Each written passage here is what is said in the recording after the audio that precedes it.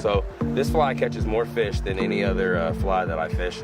It's called the night crawler. It is a black and blue fly with pink accents. So I'll drop it in the water here and let her open up. It stuck one yesterday. It's got a pink tube on it, and it hunts. It always works. There's not too much flash in there, but it lights up just a little bit. But this thing works. It's not really that heavy.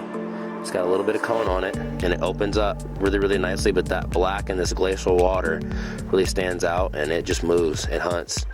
Big steelhead, big kings.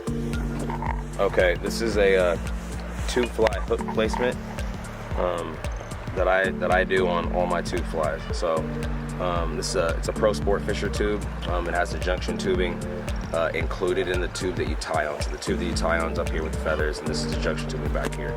So what I do, I got a one-aught OPST hook, slide my line through the hook, fold over, right?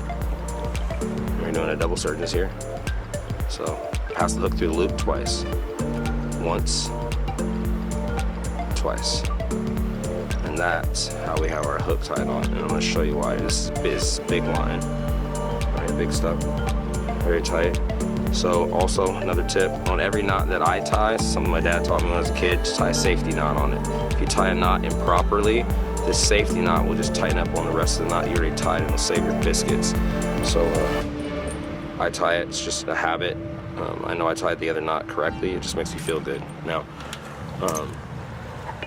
I'm going to take that knot, and there's a transition zone where this is bigger than this, and I take this knot and I'm going to slide it in to the tube, and you're going to pull, and it stops here. So now my hook is hanging freely. Why do I do that? I don't know which way a fish is gonna grab my fly. I have no idea, right? If somebody knows that, come tell me, but I don't know. I don't know which way he's gonna come at it. He can come from the left, the side, up, down, I'm not sure. But I know that when he comes to grab it, and that hook being free, grabs a finger here. Grabs a finger here, turn it. That's got my thumb.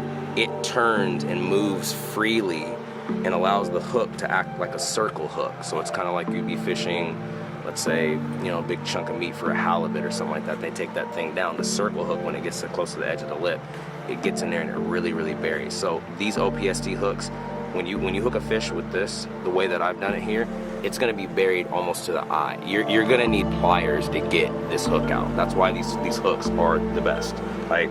And they don't bend out. Like if you bend this hook out, man, you're really tugging it. You're fishing some big line. They get the job done all the time.